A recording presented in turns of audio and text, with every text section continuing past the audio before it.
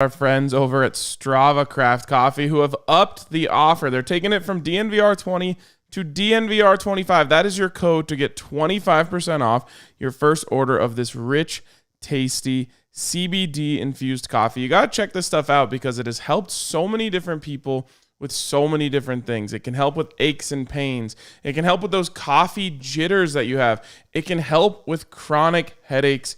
And you can get it all sent directly to your door for 25% off when you use the code DNVR25. And after that, you can get it sent to your door every 2, 4, 6, or 8 weeks when you subscribe to Strava Craft Coffee.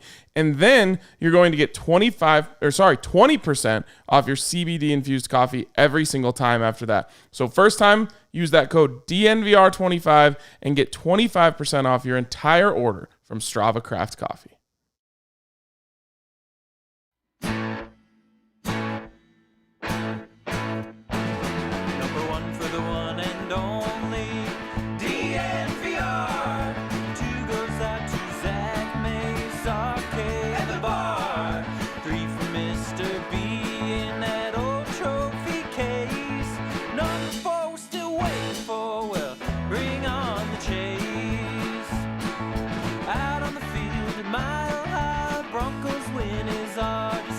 Couple with a break, brew and a friend, bleed orange and blue to the bitter end. Come and join us, DNVR. We are DNVR.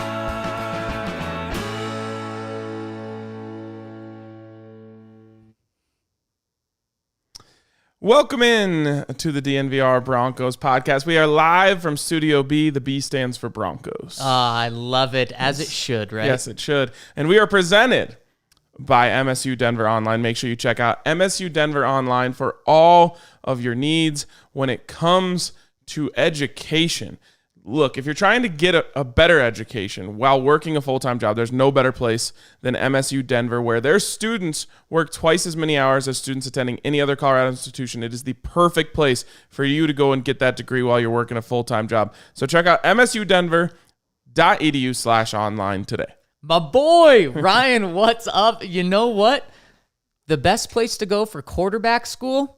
Peyton Manning's house, and Drew Lock did that. And you know what? It was just two guys talking ball and what I imagine is a pretty cool studio. Ryan, you and I mean, we might as well be Peyton Manning and Drew Lock right now. Just two guys talking ball in a pretty cool studio. Yeah, I mean, we got two TVs up here. We can get two games going at the same time. We'll watch, Drew Lock's bad game against the Raiders and his good game against the Raiders and compare and contrast. I mean, Peyton said he has a pretty good setup at home. I imagine he does. He may be hard-pressed to beat this one. I would say he beats it. I'd say he beats it pretty handedly. But that's what we're talking about today is this work between Drew Lock and Peyton Manning. And Ryan O'Halloran had the story for the Denver Post. And I don't know. To me, it's actually exactly what I expected. Okay. A lot of people seem to be surprised by the details that came out of the story with Ryan O'Halloran. I love the part where Peyton's like, I just needed my football fix. That was like the code for I was bored. Right. I had 2 days where I didn't have plans in the afternoon. So when you're Peyton Manning and you're bored, you can text anyone in the world. Yep. And they'll come do whatever you want. Yeah. And so he texted Drew Lock and was like, let's get some film work. Of course, Drew Lock, doesn't matter if he was in Cabo like everyone thinks he was the whole offseason. Doesn't matter if he was on the golf course, Top Golf, or if he was just sitting at home. Whatever he was doing, he dropped everything. As you do. And went to go do some work with Peyton Manning. But what a lot of people are mocking, I guess would be the word, or roasting, is that a lot was made of this. Mm-hmm. And it turns out, according to the story, that there was about 9 to 10 hours of work between the two. Now, I don't know what people thought because we've talked about this a million times. Peyton Manning is scheduled up, man. Mm-hmm. He's already got plans for July 6th. We're sitting here on May 26th. Yep. He always has something going on. So I don't know if people thought like Peyton just dropped his entire life to work out with Drew Lock every day. But this is about what I thought. In fact, 9 to 10 hours to me actually sounds pretty good. To a lot of other people, 9 to 10 hours sounds like nothing. Yeah, Ryan, I wish this story wouldn't have come out with the details, and then we could have fantasized it more. And if Drew doesn't work out, we would have said, well, I mean, come on, he didn't turn into Peyton Manning working with him. But if he did, we could have said, oh my gosh, the Peyton Manning School of Quarterbacks, it works out beautifully. How much time did Drew spend? He may have spent a few months with Peyton Manning. But this is exactly what we should have expected, just like you said. And so what can we make of it? Not that much. Honestly, I don't think we can take much of this and say, okay, 9 to 10 hours, Drew's now a different guy. I like that those two are connected. That's probably the biggest takeaway, is that those two are connected. Those two are talking ball from this. So here's how I will flip this on you. Do you know how much it costs to get like an hour golf lesson from a really good golf pro? Hundreds of dollars, right? Depending on how good they are, yes. But I mean, I'm talking about, heck, he's admitted he's not the best teacher, but just for the sake of this, do you know how much it would cost to get an hour lesson from Tiger Woods on golf? Oh my gosh, no. I mean, $10,000, Right. like maybe as like a charity auction, Right. like someone's bidding $10,000 for an hour lesson. Yep. So we're talking about lessons, just like a golf lesson, Yep.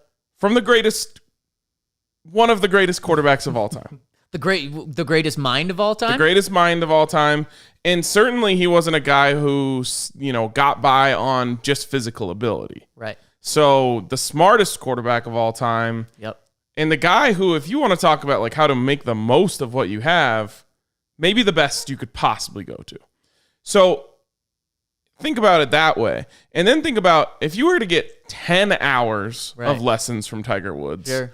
you would feel like by the end of this, you should be pretty damn dialed in with your golf swing. Because anyone who's taken lessons before knows that like 10 hours of lessons is a lot. Right. You like I worked with Spence, our personal DNVR golf pro, for like 2 hours last year, and it helped me a lot. I'm thinking, man, if I could work with the best, I believe Hank Haney is believed to be like one of the best swing coaches in the world. Okay. If I could work with him for 10 hours, I guarantee you I come out a way better golfer. Yeah. And so while 10 hours in the scheme of, a couple days or whatever doesn't seem like much, I really think 10 hours being dialed in with Peyton Manning could make a world of difference. Now, just like golf lessons, you have to be able to take notes, remember everything, and then go and apply it. And so that's the part that's all on Drew Lock, and that's the part that will determine whether this was 10 hours, it was nothing, or 10 hours, that was a lot. To me, I think the value in that is completely over the top. It's just about whether or not Drew was able to remember what was going on there, which, like I said, I hope he was taking notes, and really then go and figure out how he can apply that to his game. Well, and on top of that, Ryan, we know Drew's putting in the work. It's great that he got 9 or 10 hours with Peyton. We know he's doing the early mornings, going to the facility twice a day, then back home to do some more film work. We know he's putting in the work. It's just is this going to translate onto the field when 9 to 10 hours with Peyton, and then he works on that for 4 or 5 months? Is that going to translate to 3 seconds from the snap to when he needs to make a decision? But he's putting the work in, and I certainly love that. And I hope that 9 or 10 hours with Peyton is just as valuable as 10 hours would be. I bet some people spend a lot of money to have 10 hours of private golf lessons over one summer and how much they can improve. So I love that point. That gives me hope. Yeah, I mean, again, it's not going to transform him overnight.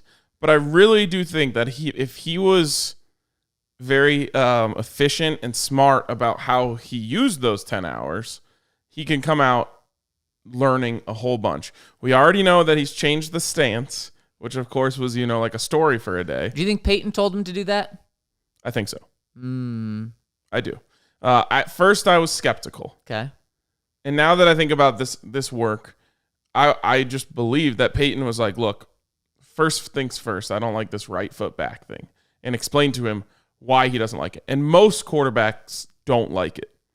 So the fact that he went to the exact stance that Peyton is using tells me Peyton explained to him why he always loved that, why, it helps him. And maybe it's as simple as I want to be able to use essentially the same mechanics, whether I'm throwing a bubble screen to the left or a bubble screen to the right. You're just pivoting and throwing rather than having to kind of adjust from the way your feet are set.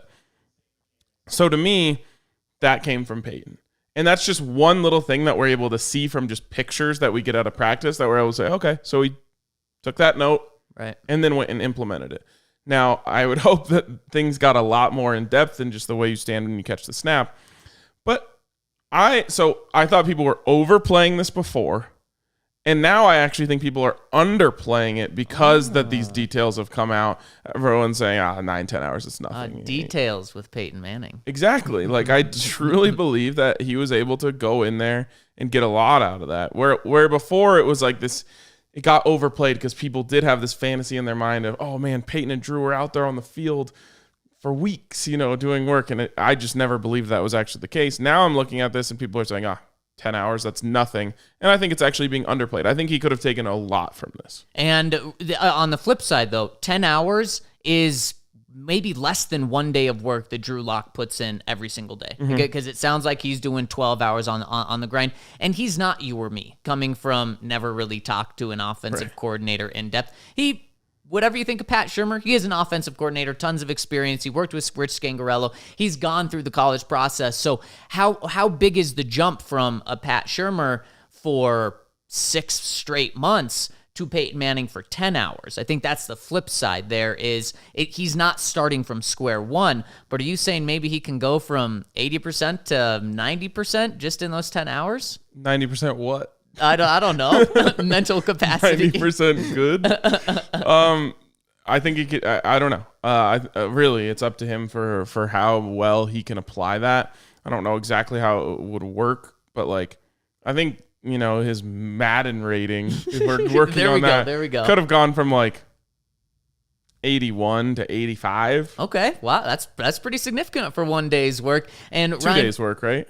Yes, 2 days work. Yes, it's split in and made into one full day. Now, one of the things that Peyton said they talked about, they said they watched some Peyton film and looked at that, critiqued that. Drew asked them some questions, and then they also looked at some Drew film. What's more beneficial? I mean, doesn't it have to be the Drew film and having Peyton critique that? Wait, say that again? So they watched some Peyton Manning film, and then they also watched some Drew film. Mm-hmm. What's more valuable? What do you wish they spent more time on? The Drew film. Yep. I hope Peyton was ripping him apart. Honestly, saying what the hell are you doing here? Yeah. Whether it's this was very clearly cover 2 and you threw a cover 3 beater, whatever, you tried to throw up the seam. And it's okay, I hope he was just burying him. Mm-hmm. And I hope Drew was just etching away, because Peyton can go in and say here's the right way to do it and show him his film. Right. But that's just never as beneficial. Right. As seeing your own mistakes and talking through why you made them. You hope that he was treating him like one of his offensive linemen when they would mess up on a play, just screaming at him in his basement. 100%. And Ashley Manning's just what the heck is going on down there? She's probably not there. Probably not. But yeah. The film setup in his basement is probably like a carriage house. It's its own thing. I just hope Peyton was pulling his hair out. What the hell are you thinking on this throw? Why are you throwing off of your back foot with your back up against the end zone against the Raiders? Just killing him. Yeah, and I hope so too. And Ryan, I hope that this continues to be a partnership and a mentorship and not just a one-time thing, because Peyton did say in that article that he's tried to help every Broncos quarterback, and he said, unfortunately, there's been a lot since he left, and he's right about that, and that is unfortunate. But I hope that Drew can prove to Peyton, look, I'm doing the things in practice. You saw my footwork. I'm taking, when you teach me, it's helping me. It's translating. And Peyton says, you know what? once every month. Let's meet for an afternoon, and then that's where it gets really beneficial, because then Peyton says, okay, those 9 or 10 hours, here's what you improved on. Now let's take that next step. Or why did you make this same mistake again? Then I think that's something that could really be beneficial, and that's what I'm saying. Oh my goodness, this is great, because then once you get that 9 or 10 hours from a golf pro, and you can correct me if I'm wrong, but then don't you, after you get that first batch, don't you just have to go for like shorter touch-ups after that? Yeah. And you don't have to do 9 or 10 hour sessions every time? Yeah, I almost look at the way that Drew should be treating this and the way it can work for Drew as like you or I trying to build a relationship with a source. And it's like, okay, so, Right. you know, you maybe like you got their number. That's a big first step. And you maybe exchange a few texts. Then at some point you were like, hey, let's meet up for drinks. And they were in. And so then you got 9 to 10 hours sitting there with them. After that, you're as long as things went well, you're in, you know, and you can text them anytime you have something. Yep. And they'll respond to you. I think that to me is the way that Drew can use this. Is now I think he probably was a little bit before, but now like they have a real relationship. Yep. It's not like, oh, I remember when you were at the QB camp like that. Right. Yeah. Drew's been to his house. Right, exactly. And now Drew can text him whenever he has anything. Yep. And I truly believe Peyton, for the most part, is going to be responsive to that I think stuff. so too. I really think so. So I think the key for this relationship to stay there and for Peyton to continue to want to work with Drew is Drew's got to be the guy. And he doesn't have to be Peyton Manning this year, but is Drew going to be reaching out to Peyton and Peyton going to be helping him every Friday afternoon? Probably, obviously not that often. If he's the backup, if he can't beat out Teddy Bridgewater, probably not. Peyton's a very busy guy, has a lot of things to do, but I think that's a step. Drew, become the starter. Okay, keep the starting job throughout the year, and maybe they talk throughout the season. I'm sure they will talk, but maybe not have like full film sit-downs. And then if he improves to where he's the guy next year, then boom, you're in like Flint. You are good, Drew. Yeah, I really think so. Now, my question is, if I'm Teddy Bridgewater and I read this story or catch wind of this story in the Denver Post yesterday, literally the first thing I'm doing is hitting up Patrick Smythe and being like, can I have Peyton Manning's number? Yeah.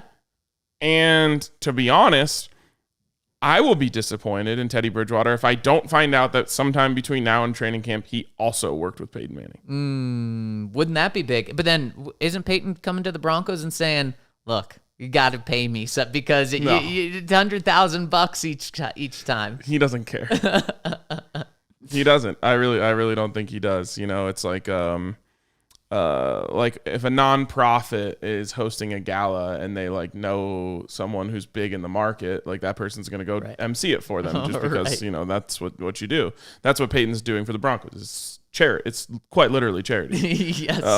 And I really think Teddy should try to take advantage of that opportunity. Well, and one thing that I said earlier that was said in the article was Peyton said, I've tried to help every Broncos quarterback. And interesting that it was kind of phrased like that, because it wasn't, I've had every Broncos quarterback over to my house for 9 or 10 throwing sessions. But it was almost like maybe some guys hadn't taken that opportunity, which is wild. Let's speculate, baby. I think Trevor did it. Okay, yes. Definitely Trevor did. Yeah. Paxton thought film was like gaming. Paxton's like, films? I would have to go with Shawshank Redemption. The phone is hung up by now. Okay, but honestly, I don't think Paxton did. No. I actually don't know if Peyton was even interested. He may have known before anyone. Brock Osweiler. Sheesh. Well, they work together already in the building. Right. So probably not. Probably. I mean, you think it so? counts. Okay. Right. They, right. Joe Flacco. Absolutely not. No way. Joe's saying, I beat you in a playoff game in your hometown, buddy. I don't need your help, which is stupid. Yes, very stupid. And he really does seem a little bit too prideful. Yeah, I think he is. Case Keenum.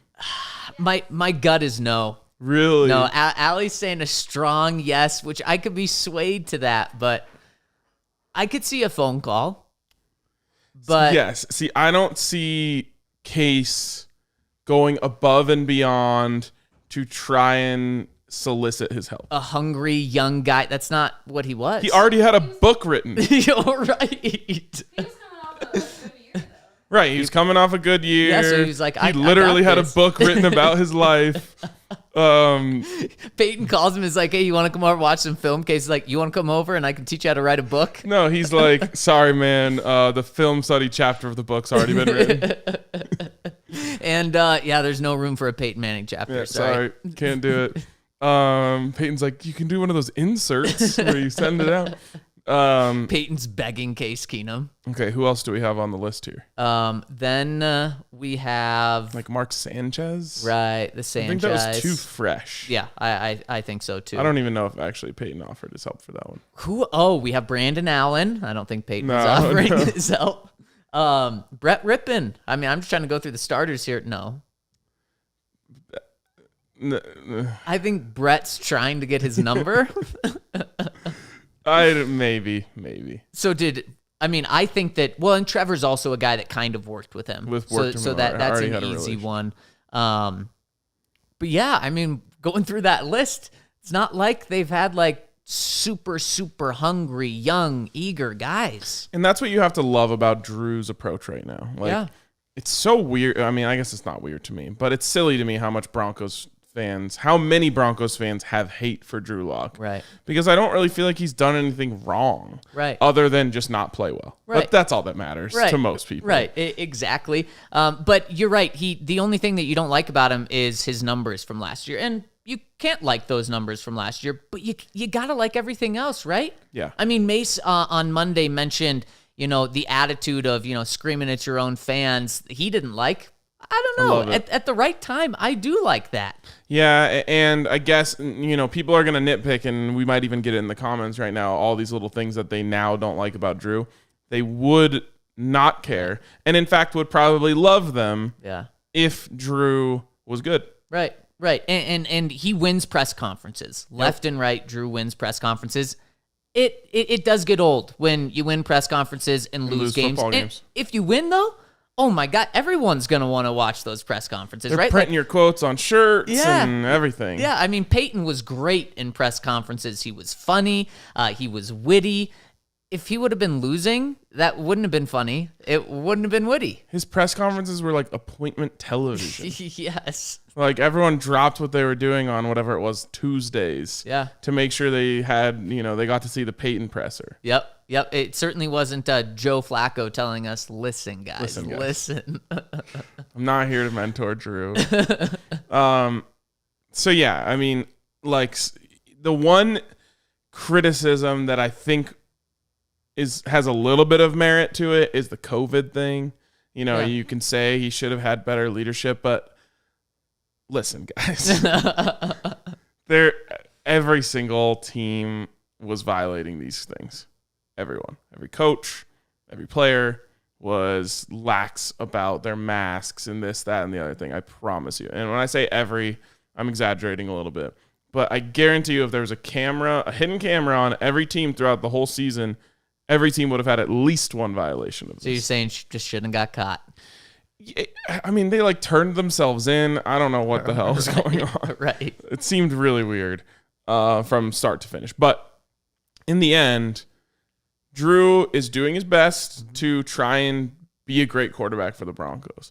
Now, there's a new vengeful side of him, which is I got to prove all these people wrong. And I think that might actually help bring out the best in him. But it also, we're seeing a character development here. Yeah. Where I think he's not going to be the fun-loving, press conference winning, goofy rapping quarterback anymore. Yeah, he gave a few short answers on Monday, which is that kind of FU mindset. And, he said if someone would have reached out to me and said, what do you think about this Aaron Rodgers drama or the Matthew Stafford drama? He said he wasn't going to text him back. That's probably not someone that he wants to surround himself with.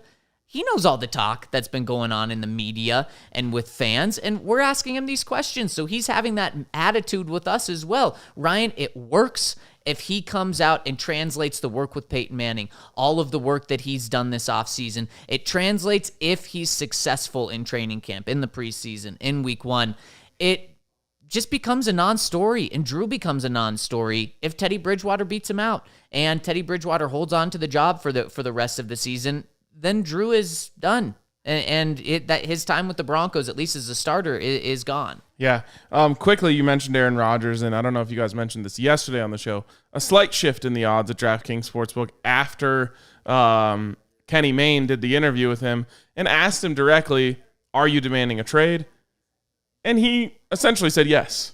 He essentially said yes without saying yes. At least that's the way I read it. Is that the way you read it? Ryan, my thing is, he needs to come out and say it for the Packers to trade him. He won't. I disagree with that, and I also don't think he's going to come out and directly say it because he's trying to preserve his legacy in Green Bay, which I think is a futile effort. Everyone will know that he forced his way out, but he kind of gets to get the benefit of the doubt from the fans who just stan him and have his jersey and a picture on their wall because they can say this was all the GM's fault.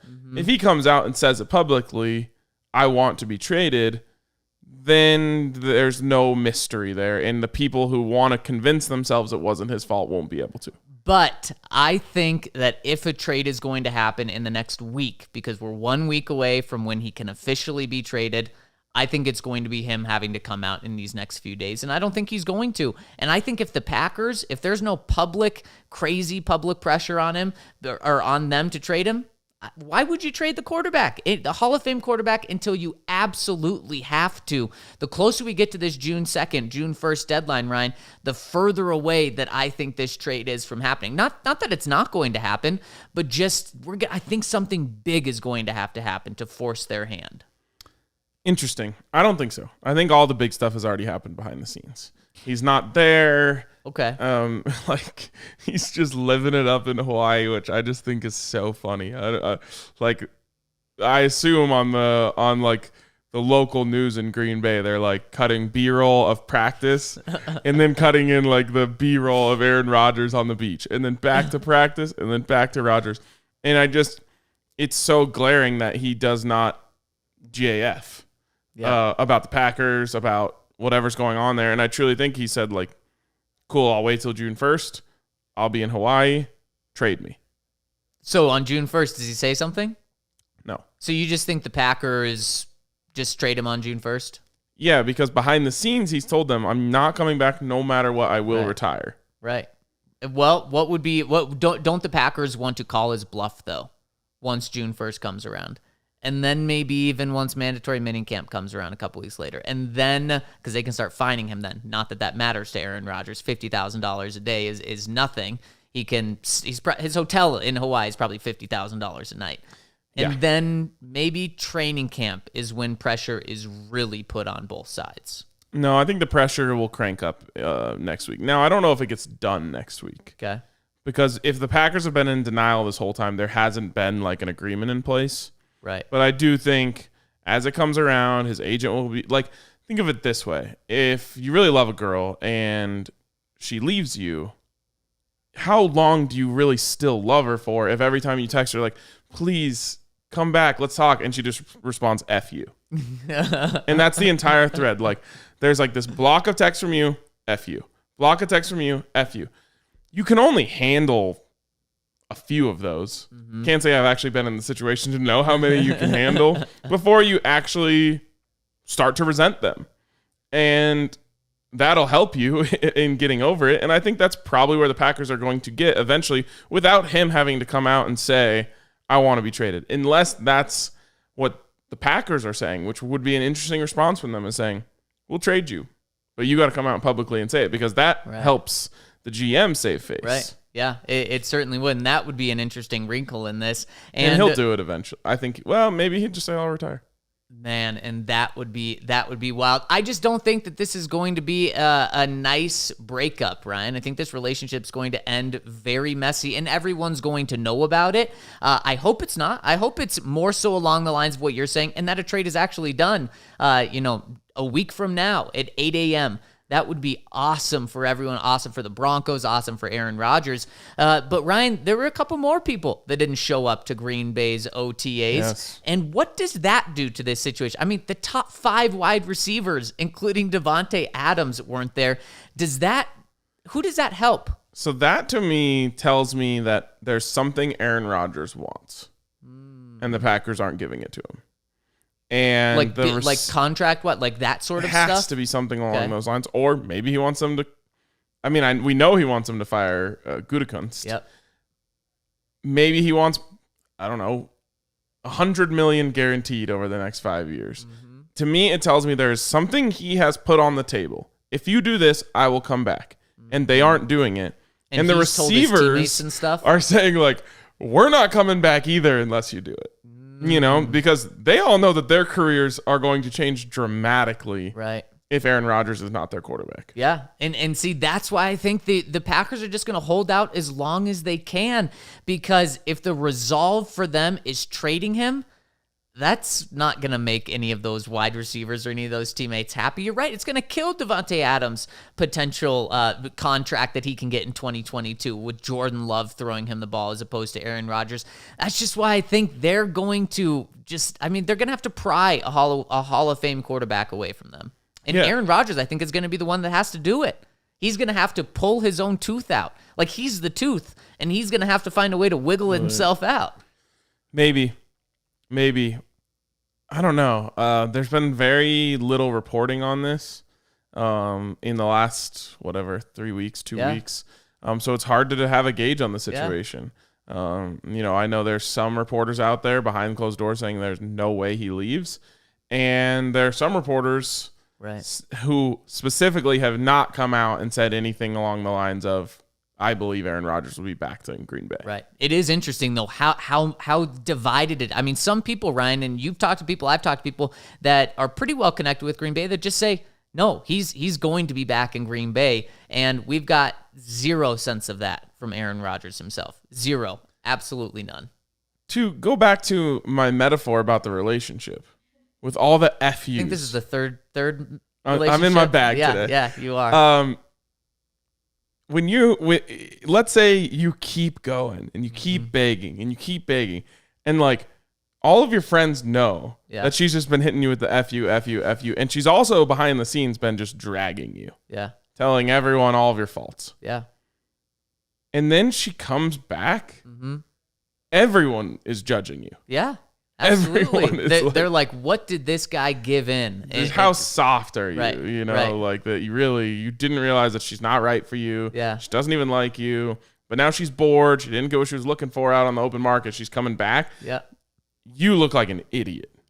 But if she's a 10, is it worth looking like an idiot?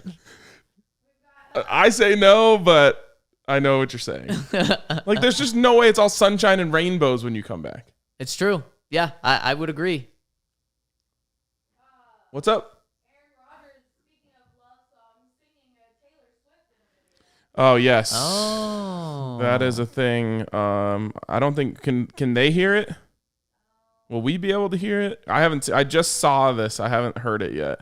Trying to pull this up. So apparently he can. Oh, is he also strumming? No. Well, we know he can strum. We know he can pretend to strum. Right.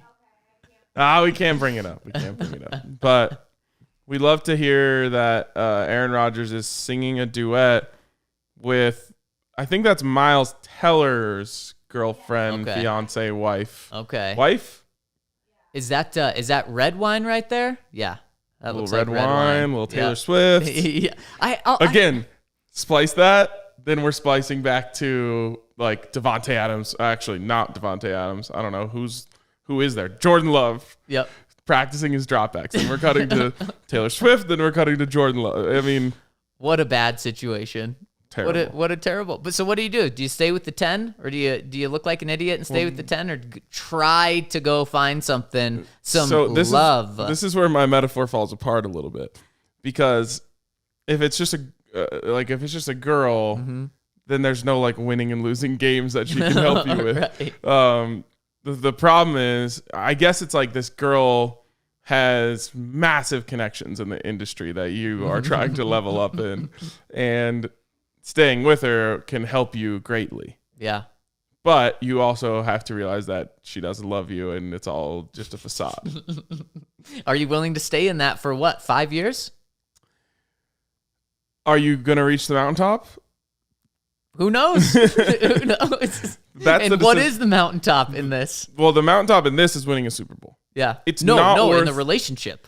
I mean, to the top of your field, you know, like in the business. Okay. 7-figure job Yeah. in whatever it is. Like, if that's the case, then maybe it is worth it. You're like, I'm going to make the whole rest of my life a whole lot better. Right. But for the Packers, it's like, that's probably the main question they have to ask themselves. Are we going to win a Super Bowl while Aaron Rodgers is still here? That's all this is ever about. Mm-hmm. They have to believe it. They have to believe the answer is yes. Yeah. But how confident are they? Yeah. Because if they have the Zac Stevens outlook on Aaron Rodgers' career, they won't be as confident.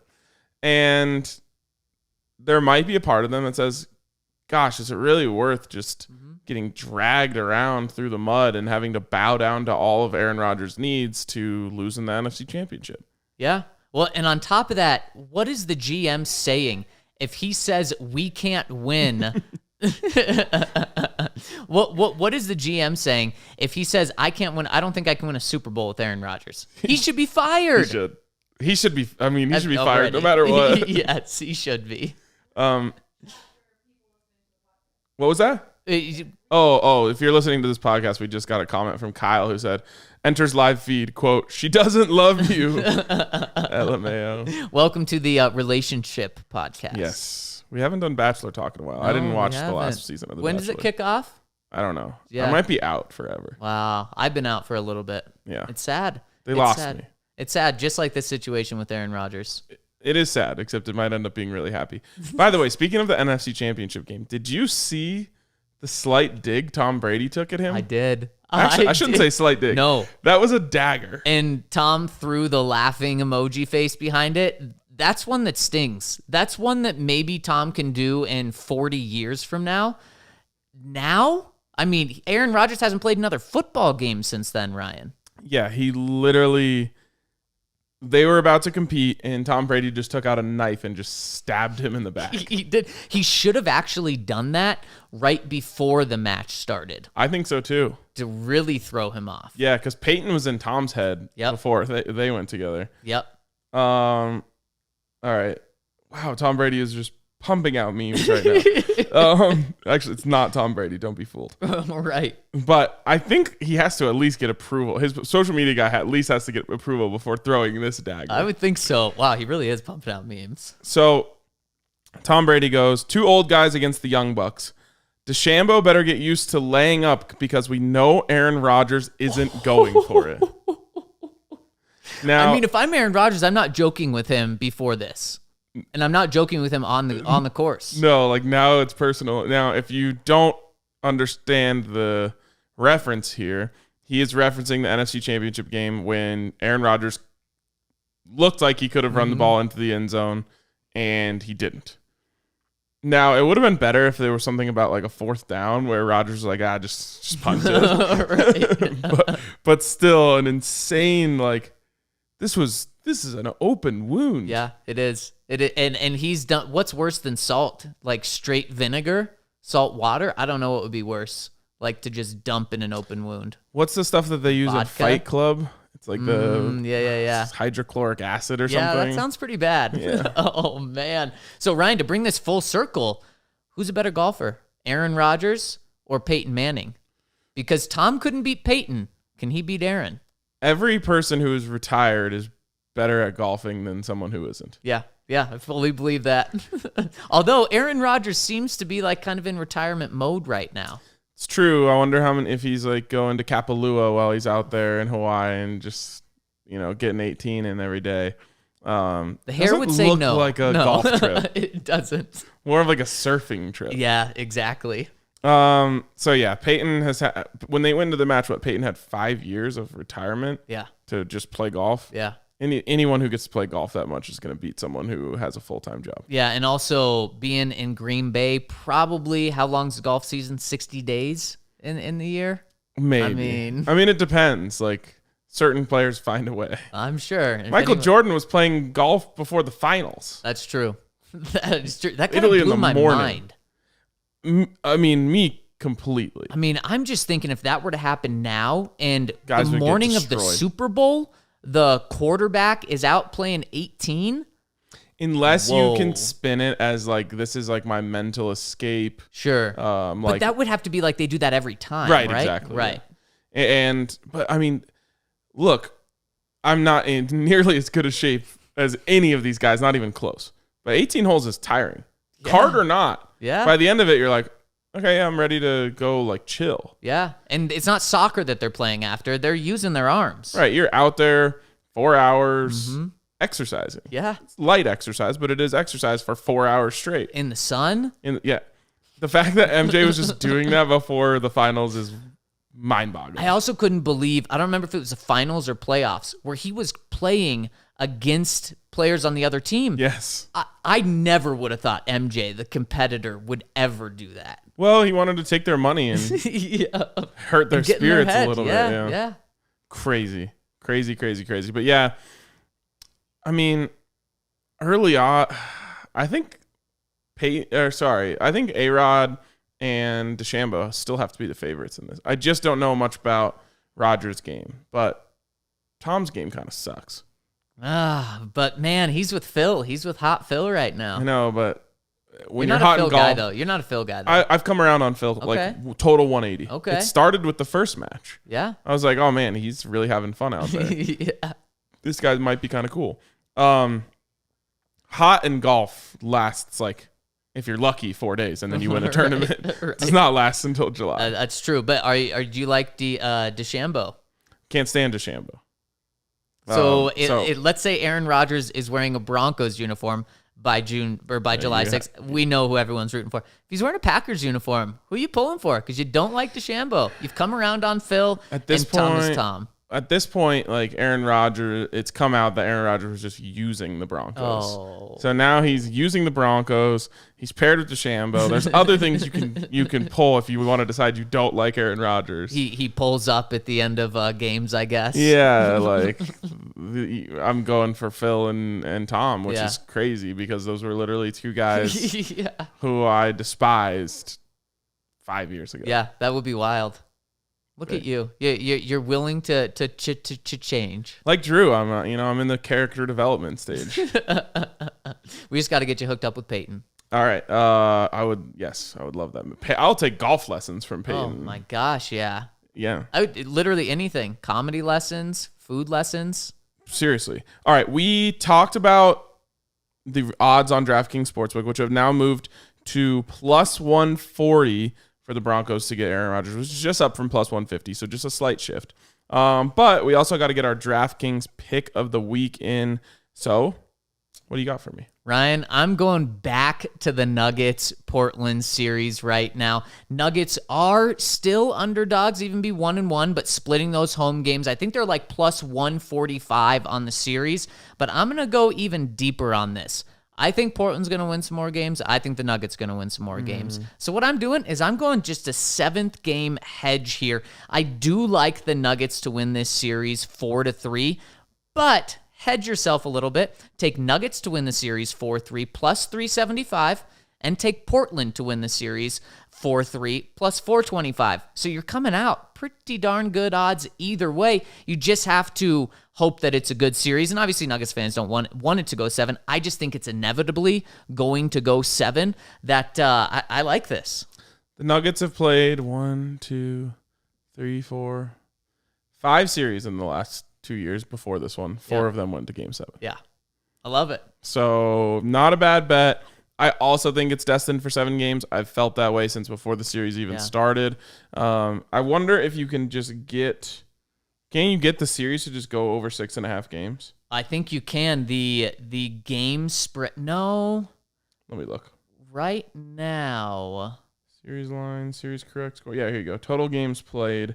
Oh, yep. Over 6.5 plus 163.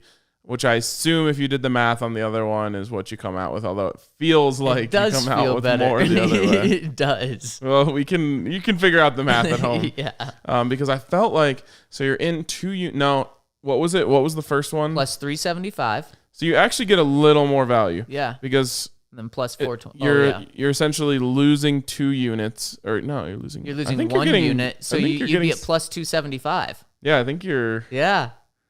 Yeah, plus 275 or plus 325. There you go. We We just just beat the book. Tune into DNVR Bets Daily later for more ways to scheme DraftKings. But yeah, that's a good pick. I like it a lot. I wish we had some player props up for the next game. But I will just take the Nuggets on the money line. For the series or No, tomorrow? just tomorrow's game. Okay. Plus 143. Yeah. I think they figured a little something out. And this will kind of be the middle game where Portland's trying to figure out their counterpunch. The Nuggets kind of have their counterpunch. They might need another one after that. That's what makes these series so fascinating. And little DNVR pump here.